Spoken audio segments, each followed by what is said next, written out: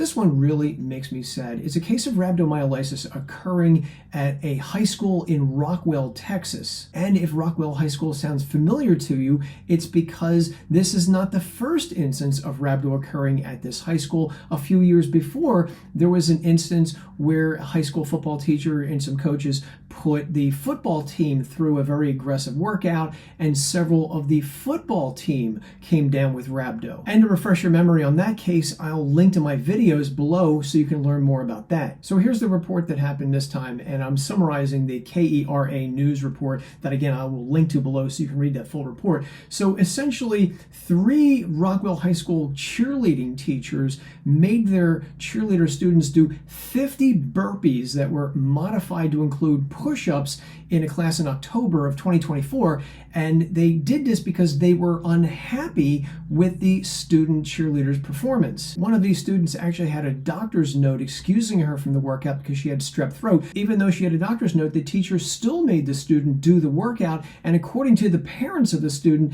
they said that the teacher stated that if the workout was not done correctly, more punishments would be included. The student in question's arms began to hurt during exercise, and when she brought this to the teacher's attention, they were told that she should take pain medication and stretch. The next day, the student's symptoms progressed even more. Her arms began to swell. She couldn't lift her arms above her head. She began getting nosebleeds and reported to even have blood in her urine. After her parents took her to the emergency room, she was diagnosed with rhabdomyolysis. And one of the things that makes this incident weird in my mind is that the parents tried to recoup their medical expenses from the high school for at least 6 months. However, it's reported that the Board of Trustees allegedly concluded that they did not have enough evidence to reimburse the parents for their medical expenses. You would think these Board of Trustees would be aware of rhabdo given the prior instance a couple years ago. Now, what makes this incident especially sad for me is the part of the article where it says one of the teachers allegedly told district investigators that she had no training on rhabdomyolysis. Remember, this case occurred in October of 2024.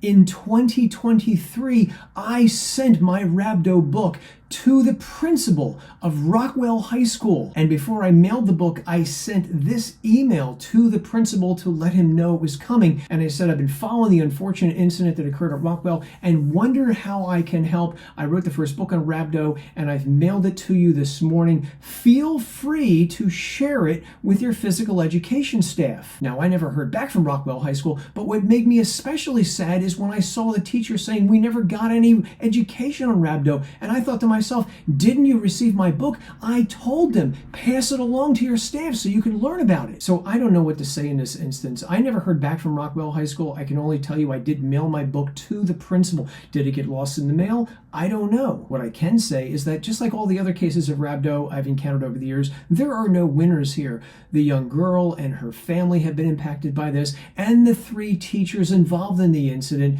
have actually resigned from Rockwall High School too. So this is one of these cases that just literally makes me sad and a little annoyed as well, because I did reach out to this school. So here's what I would say.